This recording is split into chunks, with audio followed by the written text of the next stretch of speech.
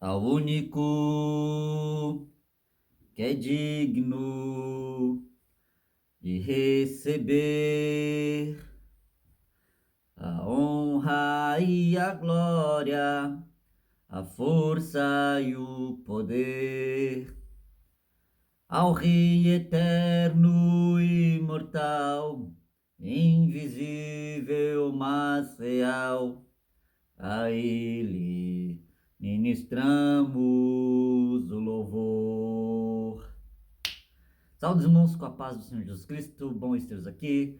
Estamos aqui de novo por mais um dia, mais uma luta, e nós daremos início do versículo de número 17, versículo de número 17, ao versículo de número, vai lá saber.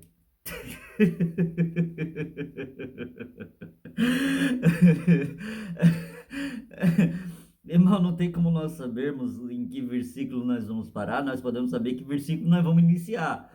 Mas o versículo que nós vamos parar, meus amados, só depende de Deus, só depende de Jesus, Ele que vai decidir a profundidade, a sabedoria e o entendimento que Ele vai me dar na Sua santa palavra. Sem mais delongas, versículo de número 17 diz assim: Porque eis que trago um dilúvio de água sobre a terra, para desfazer toda a carne em que há espírito de vida, debaixo dos céus. Tudo que há na terra expirará.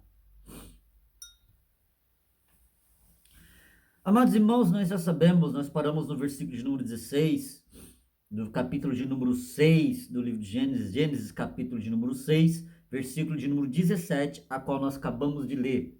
Nós paramos no versículo de número 16, nós estamos maratonando o livro do Gênesis, capítulo de número 6, estamos nele agora, e logo logo nós estaremos no capítulo de número 7. No capítulo de número 16, Deus está falando que vai trazer um dilúvio de águas. Deus se irou, se revoltou por causa da maldade dos homens que havia infestado a terra. Aqueles que eram santos, aqueles que eram puros, os filhos de Deus, tiveram intercurso sexual com as filhas dos homens. E quando eu falo filhos de Deus, me refiro à genealogia de Sete, a descendência de Sete, e as filhas dos homens, a descendência de Caim. Louvado seja o nome santo do Senhor. Meus queridos e amados irmãos, Deus procurou um homem justo porque a terra estava contaminada, totalmente corrompida, totalmente fora do curso, totalmente fora do objetivo que Deus criou. Deus criou a humanidade com um curso, com um objetivo, e a humanidade estava totalmente fora do seu objetivo, mergulhados na maldade, mergulhados na impureza. Então Deus se revoltou e até os coitadinhos dos animais que não tinha nada a ver com a história acabaram morrendo por causa dos homens. No versículo de número 17, ao qual nós lemos aqui, Deus está falando com Noé e Deus estava passando instruções, não é? Para Noé sobre o dilúvio que vai acontecer, e Deus mandou Noé construir uma arca. Na passagem anterior, na pregação anterior, nós falamos sobre essa arca: 300 côvados de comprimento, 50 côvados de largura e 30 côvados de altura. E até nós chegamos a uma pensamento, né? Pensação, de onde surgiu essa palavra misericórdia? De um pensamento. O que é esse pensamento que a gente pensou aqui? Nós pensamos e teorizamos, mas não podemos afirmar com certeza que a probabilidade de Noé ser um gigante, ela existe, porque existiam gigantes na Terra na época, então Noé poderia ter sido um dos gigantes da época. No entanto, a Bíblia não revela se ele era ou não, a sua estatura, então não tem por que nós afirmarmos isso, mas a possibilidade está em 50%, tanto para sim quanto para não. Assim, talvez a gente poderia entender melhor um dos maiores milagres da Terra, que é caber tanto animal que tinha dentro da arca. Tinha muito animal, inclusive animais que entraram na arca, eles não existem mais hoje devido à extinção, devido à humanidade, ao pecado da humanidade, à arrogância dos homens. Trouxeram aí a extinção de muitos animais de lá, Deus do dilúvio para cá. E muitos animais entraram em extinção, infelizmente. E hoje tem muitos animais ainda. Existem muitos animais, muitas espécies de animais, muitos tipos de animais. Então nós vemos que coube muito animal dentro da arca, era animal pra caramba dentro da arca. No capítulo número 7 nós vamos ter uma noção básica mais ou menos de como era a quantidade dos limpos e não limpos, dos puros e não impuros. Então Deus, após ter passado para Noé como ele ia ter que fazer a arca, o tipo de madeira, as metragens, a métrica, onde ia a porta, onde ia a janela, porque lá só tinha uma única janela, nada além de uma única janela. Louvado seja o nome santo do Senhor. E estava tudo de acordo com o que Deus mandou. E ele estava falando o porquê ele tinha que construir uma arca. Então não é fácil para ti uma arca com essas medidas: 300 côvados de comprimento, 50 côvados de largura e 30 côvados de altura. Colocar uma janela na parte de cima de um côvado por um côvado, colocar uma porta no lado, fará os andares abaixos, segundos e terceiros, betumarás por dentro e por fora. E Deus passando essas informações para Noé da questão do dilúvio. Aí Deus explica o porquê Noé tinha que fazer esta arca. Versículo 17. E qual o porquê? Versículo 17. Porque eis que trago um dilúvio de águas sobre a terra.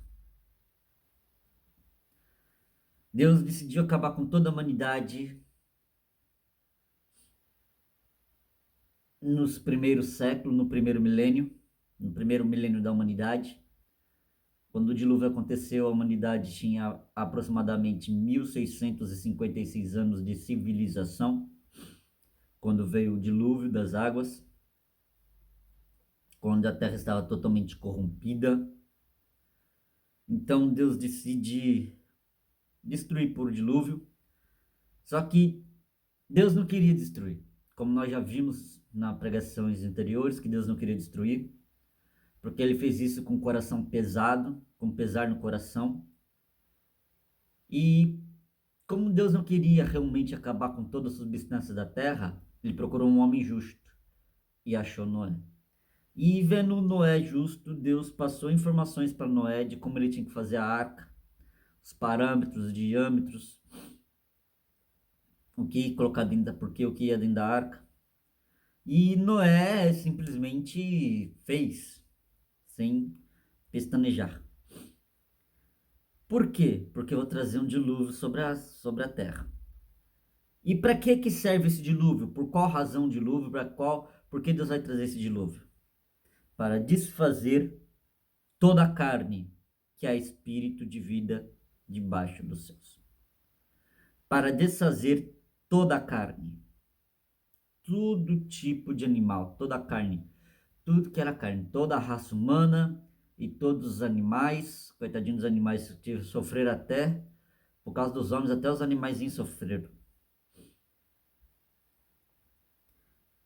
Por causa do pecado. Eu vou acabar com o dilúvio, vou trazer um dilúvio, porque vou desfazer toda a substância, tudo que tem fôlego de vida, toda a carne que tem fôlego de vida, todo aquele que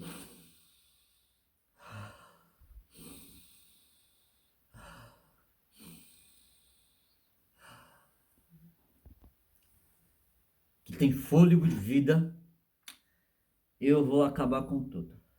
Então, Noé, faça isso, que com pesar no coração irei acabar com toda a substância, toda a carne que respira, que tem fôlego de vida, vai morrer. Tudo que há na terra expirará. Tudo, tudo, tudo. Não vai sobrar nada. Expirará, chegará ao fim, terá um fim, acabará. Está com os dias contados. O pecado da humanidade está com os dias contados. O pecado da humanidade está com os dias contados. A humanidade está com os dias contados. Toda a carne expirará. Tudo na terra chegará a um fim. Desde as vegetações, desde os animais, desde os peixes das águas, os répteis, todos aquáticos, todos terrestres, todos anfíbios, todos voadores e até os seres humanos. Tudo expirará. E quando eu me refiro aos aquáticos e semiaquáticos, eu não me refiro do versículo 17, porque os animais aquáticos sobreviveram. Os animais com capacidade de sobreviver na água, eles todos sobreviveram. Os peixes, tubarões, baleias.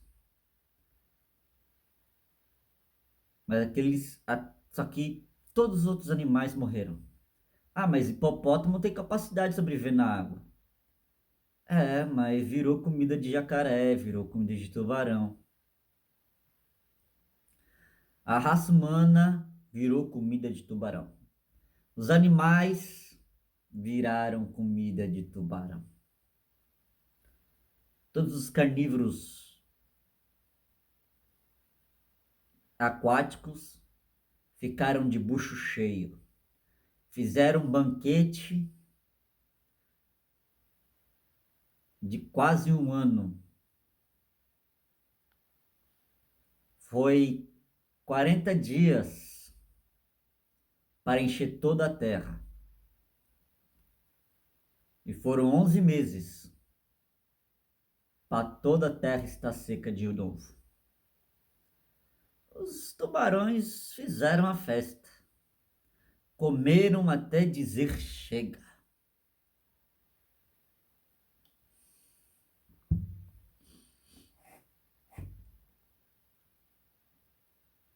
Porque Deus disse que ia desfazer e só salvou o que ele queria salvar. Tá aí o resultado. E quando eu me refiro tudo que esperará e o pecado está com os dias contados, que até os próprios peixes do mar estão com os dias contados, eu me refiro ao fim que está próximo. Os cientistas já sabem que esse planeta vai ter um fim. E isso é bíblico desde antes dos cientistas existirem. Desde antes dos cientistas descobrirem, terem certeza disso, isso já estava na Bíblia há muito, muito, muito tempo. Livro de Apocalipse é o livro mais novo que relata sobre o fim das coisas. Mas há relatos do fim das coisas no livro de Isaías, Sofonias, Malaquias. Todo mundo só pensa em Malaquias na hora do dízimo e oferta, né? 3:10. Mas no capítulo 4 de Malaquias fala do fim das coisas. Os profetas menores profetizaram muito sobre a questão do fim. Ageu, muitos profetas profetizaram acerca do fim. Não foi poucos, foram muitos. Então, desde antes de Jesus vir à Terra, já era anunciado que esta terra teria um fim. Aí vem Apocalipse, capítulo de número 21. E eu, João, vi o novo céu e a nova terra. Eu acredito que esse eu, João, não está no versículo, né? Vou fazer até questão de ler esse versículo. João, capítulo de número 21.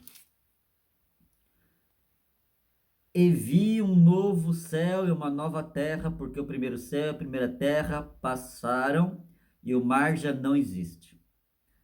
O versículo 2 fala, eu, João, vi, ele viu a cidade santa. Então, o versículo 1, João não fala e eu. O versículo 1 só fala e vi. A cidade, um novo céu e uma nova terra. Cientistas, não, ricaços, não adianta fazer bunkers de segurança. Não adianta gastar milhões para povoar outro planeta, para ir para o planeta Marte, para ir para a Lua. Não adianta vocês desviarem bilhões e bilhões que é para a saúde da humanidade, bilhões e bilhões que é para ser investido na alimentação da humanidade, bilhões e bilhões que é para ser investido na humanidade. Não adianta vocês juntar bilhões e bilhões para os seus próprios egos, achando que vão ser salvos, criando bunkers de segurança de nível mega nuclear, de nível nuclear, nível máximo, bunkers de segurança de nível nuclear, querendo povoar outros planetas, querendo construir uma espaçonave capaz de voar, sobreviver no espaço por milhares de anos, até chegar a um planeta bom para se morar e se repovoar.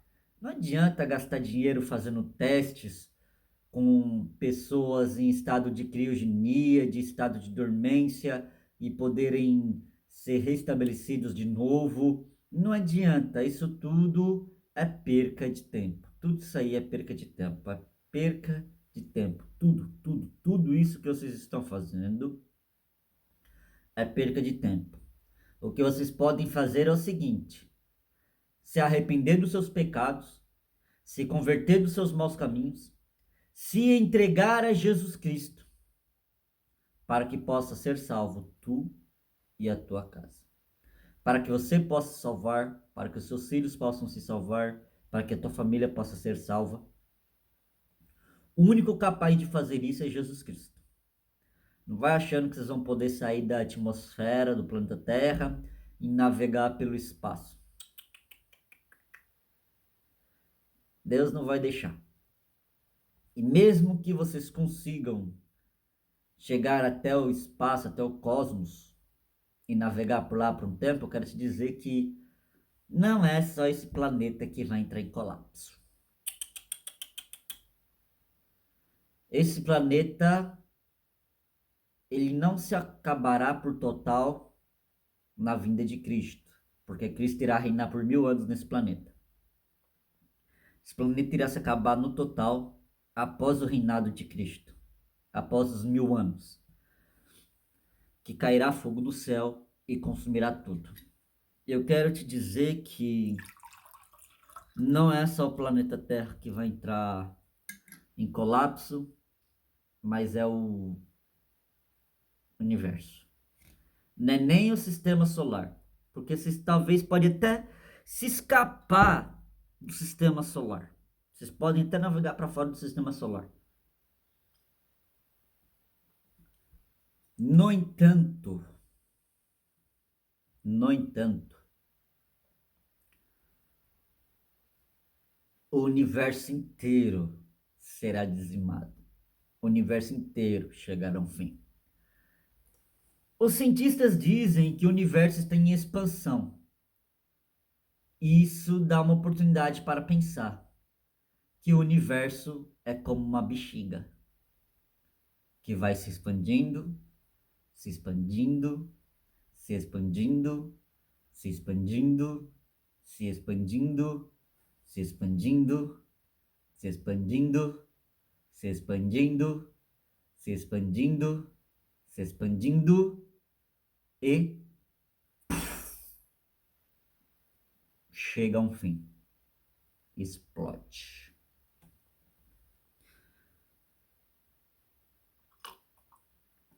O universo é como uma bexiga. Ele está crescendo, está expandindo, mas ele vai chegar a um fim. O universo terá um fim. Não é só o planeta Terra, não é só o sistema solar, é o universo inteiro que vai.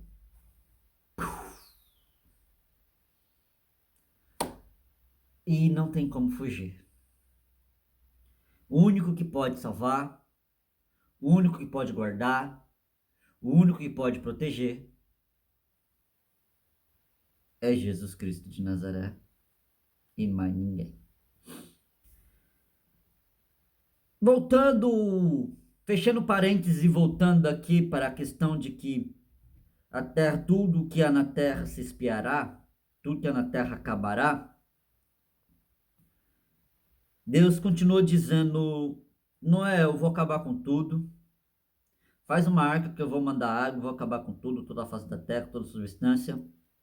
E versículo 18, Deus diz: Mas contigo estabelecerei o meu pacto. Noé, eu vou acabar com tudo. Noé, eu vou destruir tudo. Tudo que você vê com seus olhos deixará de existir. Tudo que você contempla com seus olhos não existirá mais. No entanto, Noé, com você, eu vou estabelecer o meu pacto. Com você, eu vou estabelecer o meu pacto. Eu vou fazer um pacto com você. E o pacto não é de você comigo, é comigo com você. Não é você que vai fazer um pacto comigo, é eu que vou fazer um pacto com você, porque eu te achei justo, eu te achei correto, gostei de você. Você não se detém no caminho dos pecadores, você não se assenta na roda dos escarnecedores, você não segue o conselho dos ímpios. Então eu gostei de você e vou estabelecer um pacto com você. Por isso que eu estou pedindo para você construir uma arca. E é o seguinte, Noé: e entrarás na arca, tu e os teus filhos, e a tua mulher, e a mulher de teus filhos contigo. E Deus decide quem vai entrar na arca. Noé, vai entrar você, vai entrar teus filhos, vai entrar tua mulher e vai entrar as mulheres dos teus filhos. Nem seu pai, Noé, vai entrar na arca. Eu vou matar ele 5 anos antes do dilúvio. Nem o seu vô, Metusalém, vai entrar na arca. No mesmo ano do dilúvio, ele morre. Metusalém morreu com 969 anos. Quando ele morreu, Noé tinha 600 anos de idade. Quando o dilúvio aconteceu, Noé tinha 600 anos de idade. Então, Metusalém pode ter morrido nas águas do dilúvio. Metusalém, filho de Enoque, Metusalém, pai de Lameque, Metusalém, vô de Noé, Metusalém, bisavô de Sem, Cã e Jafé. Este Metusalém, do versículo de número 25, 26 e 27 do capítulo 5 do livro do Gênesis. Ele morreu no mesmo ano que aconteceu o dilúvio. No entanto, é para se pensar que ele pode ter morrido antes do dilúvio acontecer. Ele pode ter morrido antes do dilúvio acontecer, mas que ele morreu no mesmo ano do dilúvio, ele morreu. Ele foi contemporâneo dos dias do dilúvio, Metusalém.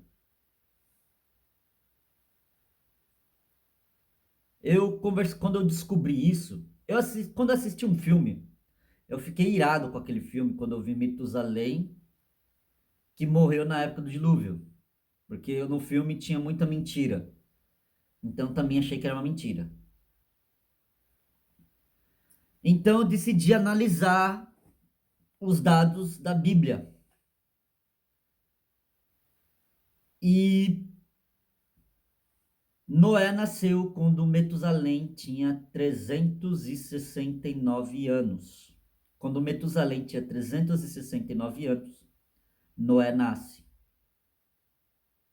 600 anos depois, Metusalém morre. 600 anos depois de Noé ter nascido, acontece o dilúvio. Então, temos uma probabilidade de 50%.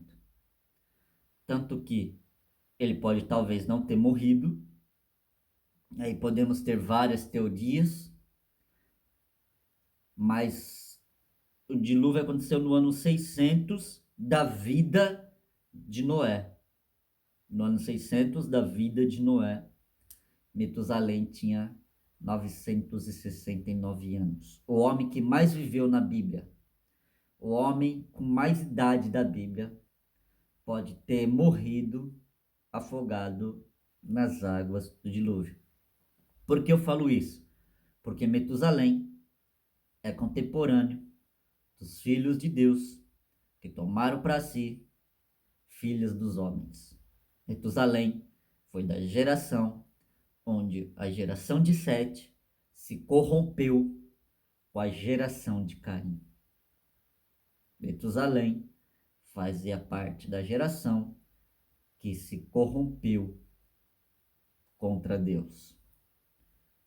E o fato dele estar aqui na Bíblia, meu pai disse que ele era um homem de Deus, eu não contestei. Meu pai não acreditou que Metusalém pode ter morrido no dilúvio, mas está na Bíblia que ele morreu no mesmo ano que caiu o dilúvio. Meu pai não quis acreditar. No entanto, Sansão também era um homem de Deus. Sansão nunca deixou de ser um homem de Deus, apesar dele ser rebelde. Porque Deus escolhera Sansão Deus do ventre. Mas a sua rebeldia levou à morte. Mesmo estando em pecado, o Espírito de Deus se manifestava na vida dele. Mas um dia, o pecado dele lhe tirou os olhos, lhe tirou a força, fez ele de palhaço na frente dos inimigos e por fim lhe causou a morte. Não brinque com o pecado. O pecado vai te cegar, vai lhe tirar as forças. Primeiro o pecado vai lhe tirar as forças. Depois o pecado vai te cegar. Depois o pecado vai te matar. Tanto espiritualmente quanto fisicamente. Primeiro o pecado vai te tirar as forças, depois o pecado vai te tirar a visão e depois vai te tirar a vida. Vai te fazer de palhaço e tirar a vida. Você será taxado de palhaço e depois vai perder a vida por causa do pecado. Então, o fato de Metusalém ter sido um homem de Deus ou não, que a Bíblia fala que ele é da geração de Sete, dos filhos de Deus, que tiveram intercurso sexual com as filhas dos homens, Metusalém pode ter sido um destes que se rebelou e, além de tomar para si das filhas de Deus, tomou para si das filhas dos homens.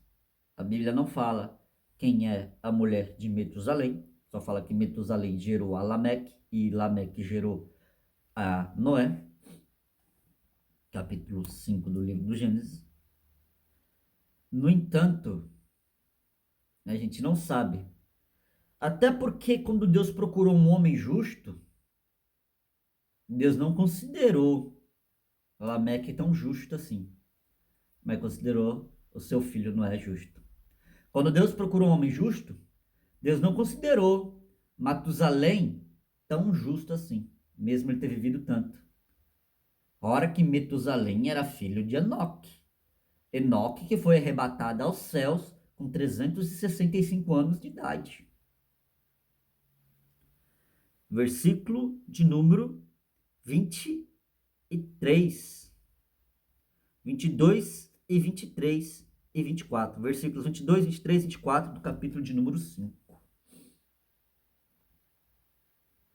Quando Deus procurou um homem justo, ele viu em Noé. Quando ele viu em Noé, seu pai ainda era vivo. Quando Deus viu em Noé justiça, seu avô ainda era vivo. E seu bisavô? Seu bisavô era tão justo que Deus tirou ele 69 anos antes de Noé nascer. 69 anos antes de Noé nascer, Deus viu tanta justiça em Enoque que Deus tomou para si. Deus tirou Enoque da terra de tão justo que ele era. E 69 anos depois, nasceu Noé. Então, voltando para o texto. Vai entrar tu, teus filhos, tua mulher e a mulher dos teus filhos.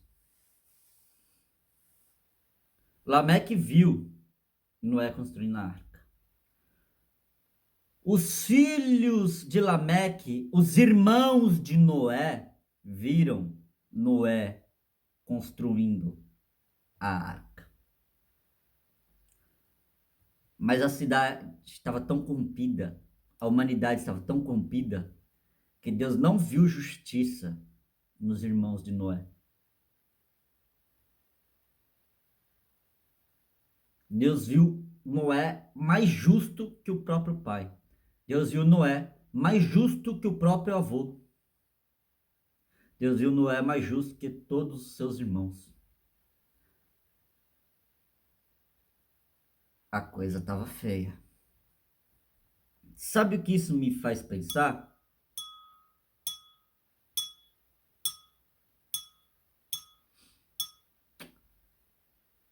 Que você pode estar dentro da igreja. Mas isso não significa que você é justo diante de Deus. Você pode estar dentro da igreja. Mas isso não significa que você é justa diante de Deus. Quem determina se eu sou justo diante de Deus, não sou eu, é Deus. Porque eu estou diante dele. Não é eu que vou determinar se sou justo diante dele. É ele que vai determinar se eu sou justo diante dele. Então você não determina se você é justo diante de Deus.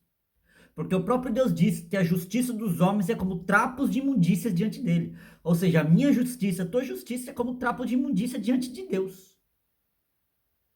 E mesmo assim Deus achou Noé um homem mais justo e íntegro da face da terra.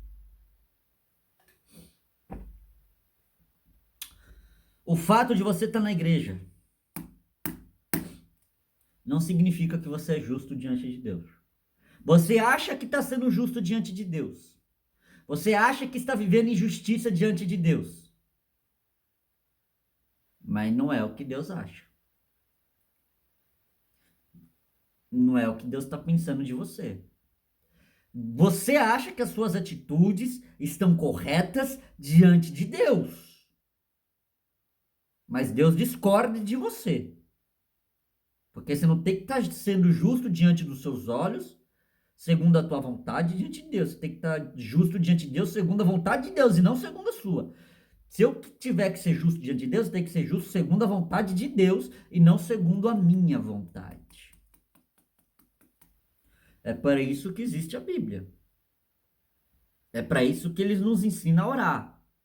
É para isso que ele nos ensina a jejuar. É para isso que ele nos ensina a buscar nas Escrituras.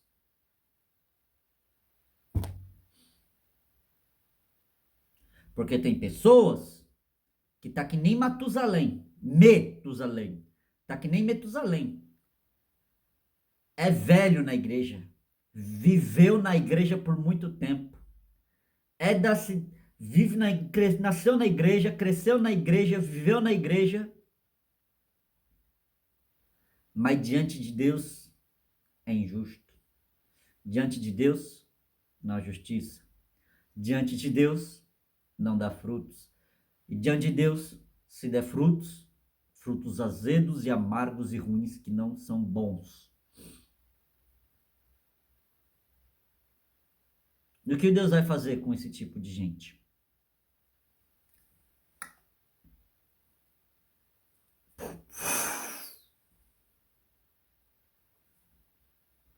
Vai lançar no lago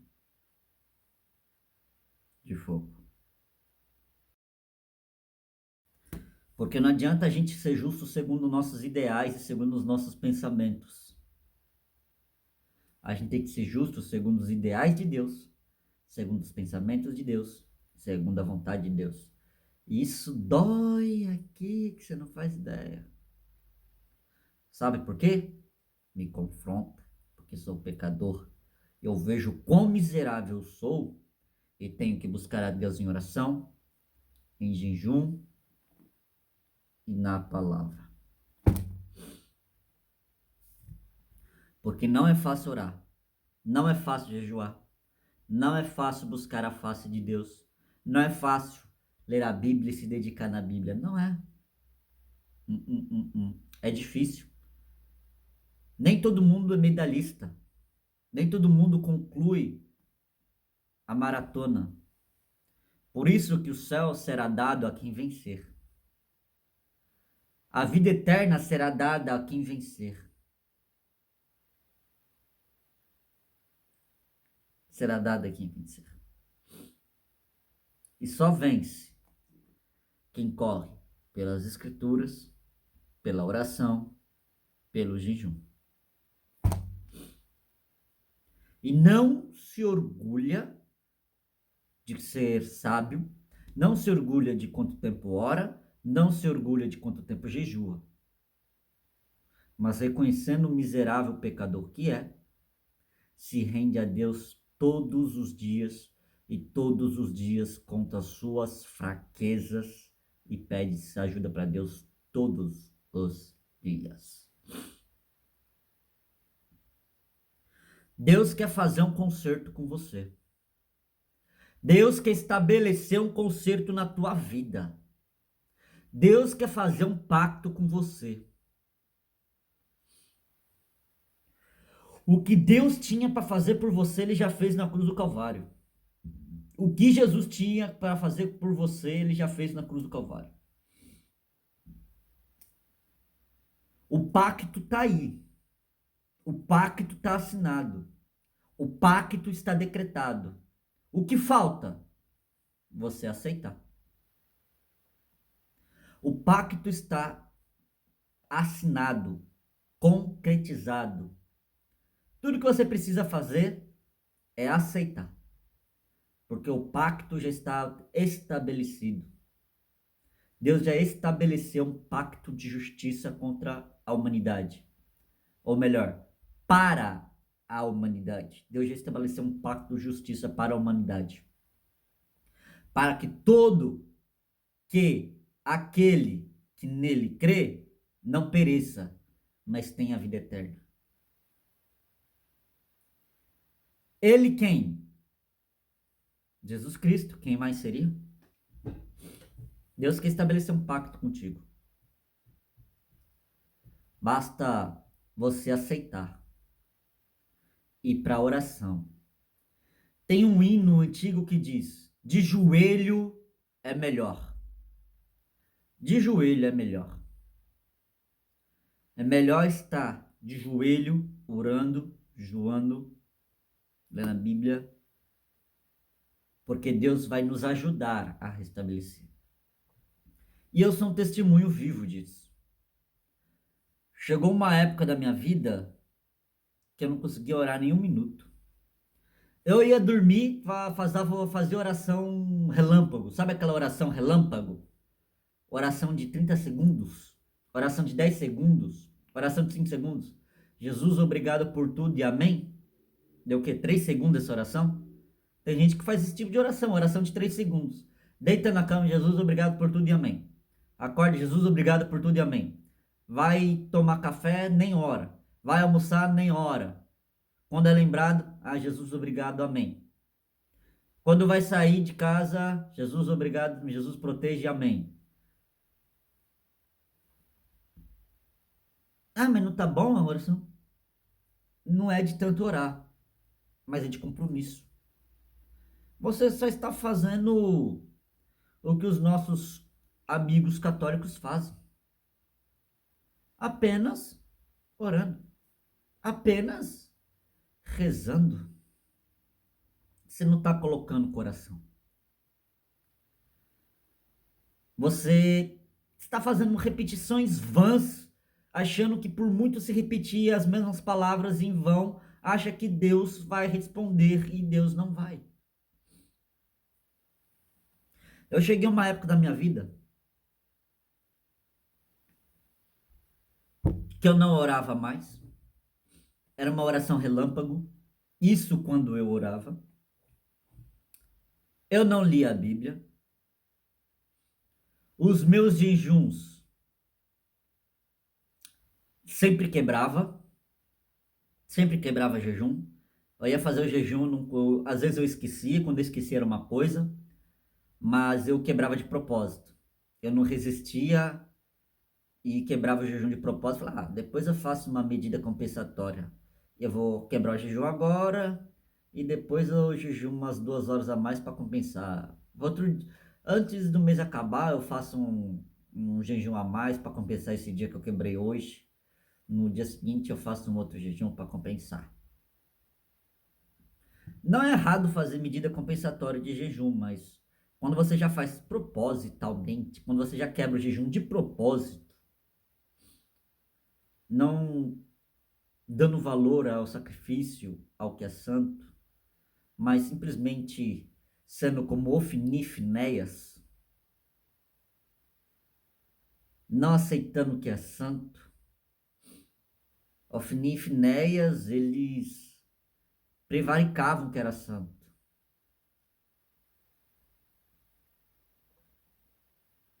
E eu fiz igual Ofni e Finéias, o que era para me entregar para Deus em jejum, eu simplesmente meti o garfo lá e mandava para dentro. Minha vida estava uma decadência. Tava, ó.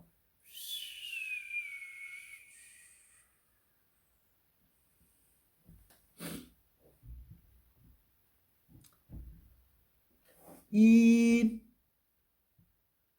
Deus decidiu estabelecer um pacto comigo. Chamada para pregar, chamada para evangelizar. Mas sem oração não dá. Sem jejum santo, correto, diante de Deus não dá. Eu achava que estava justo diante de Deus, mas não estava. Ficava mais tempo no celular, nas redes sociais, e nem sabia quando foi a última vez que tinha pegado a Bíblia na mão. Sabe o que aconteceu? Eu decidi seguir o exemplo de Daniel. Orar 3 vezes ao dia. Eu estabeleci, eu não fiz um pacto, não fiz um voto, eu estabeleci no meu coração, porque eu sabia que se eu fizesse um pacto, Deus eu prometo, Deus eu juro, Deus eu vou fazer um voto que vai ser assim, eu sabia que ia quebrar. Eu sabia que não ia conseguir por muito tempo. Então, eu coloquei no meu coração e pedi ajuda para Deus. 5 minutos. Eu decretei 3 turnos de 5 minutos. Eu não decretei horário, mas eu decretei que durante o dia, de meia-noite a meia-noite, eu ia fazer 3 orações por dia. E cada oração seria de 5 minutos.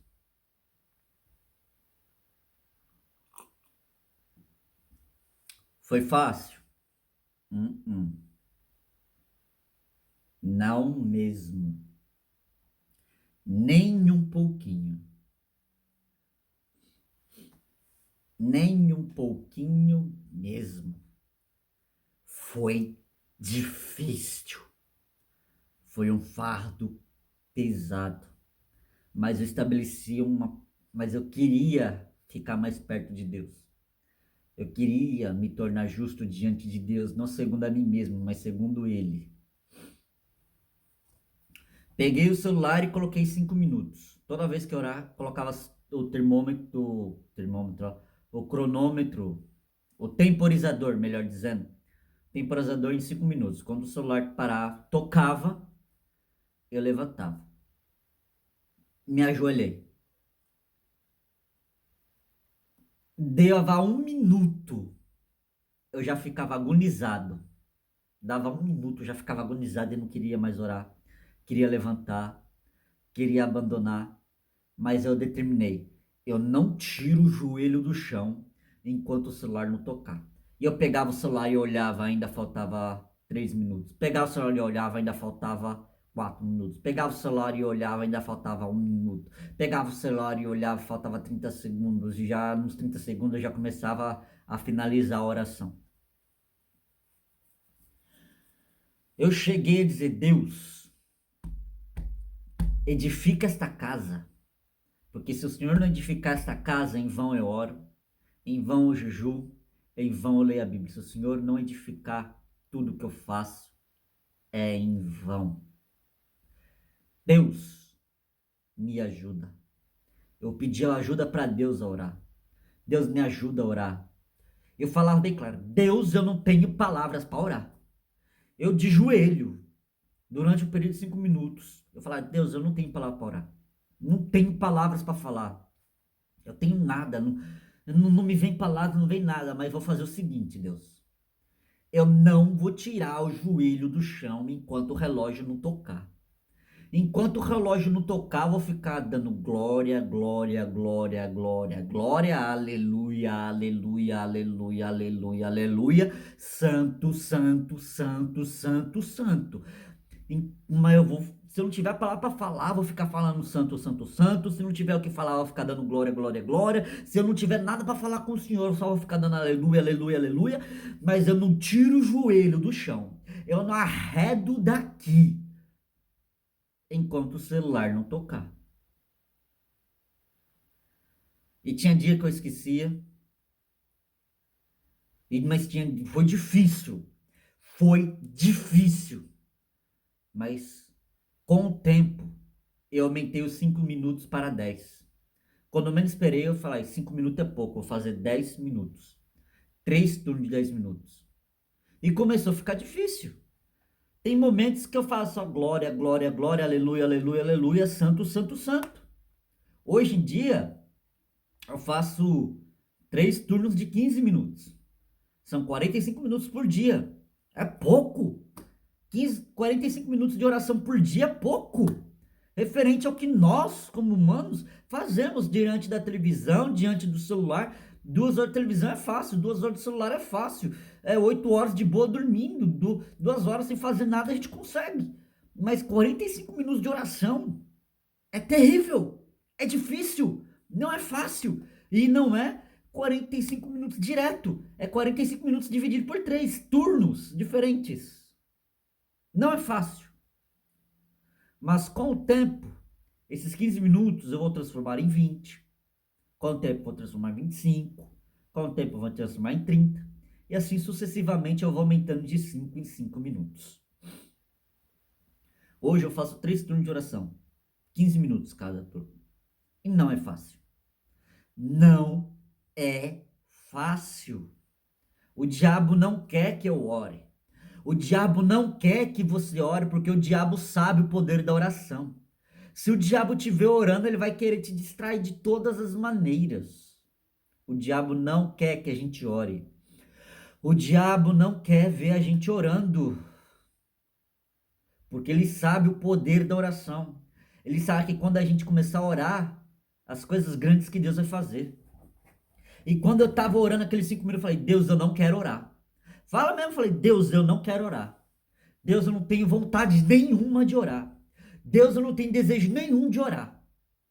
Mas vou ficar aqui de joelho, dando glória, glória, glória, aleluia, aleluia, aleluia, santo, santo, santo, e na ré do pé durante esses 5 minutos. Porque eu sei que o Senhor olhará para mim e me salvará.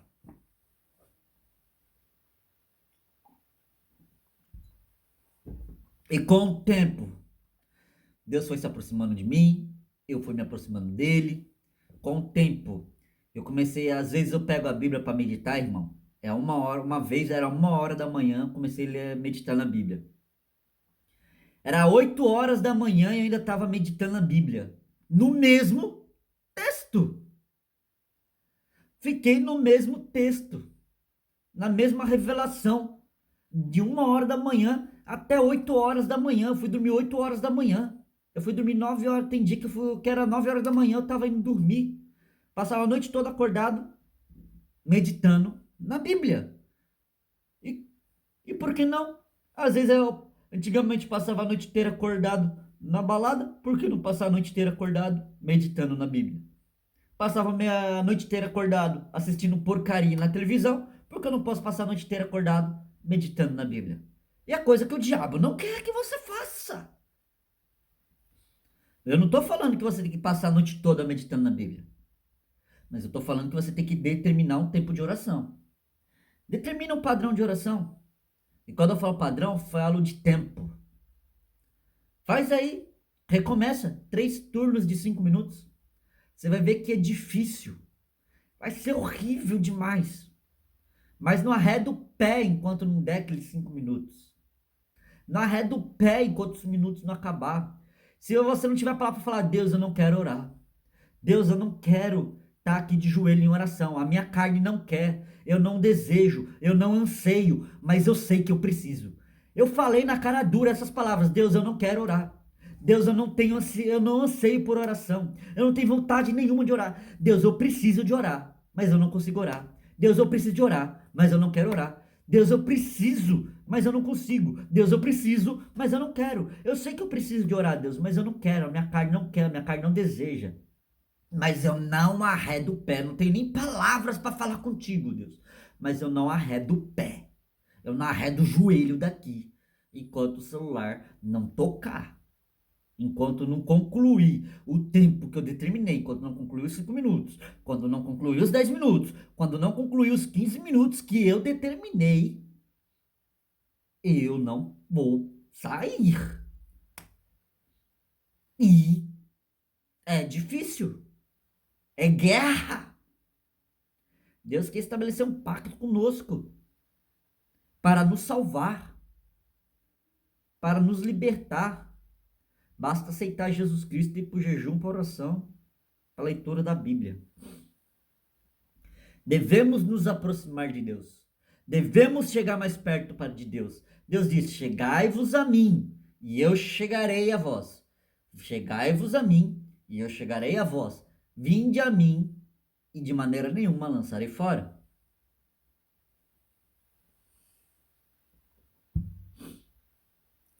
Contigo quero estabelecer o meu pacto.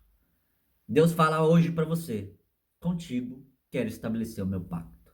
Deus quer estabelecer um pacto contigo. Aleluias. E nós paramos aqui no versículo de número 19. Numa outra oportunidade, a próxima vez, nós daremos continuidade na maratona a partir do versículo de número 19.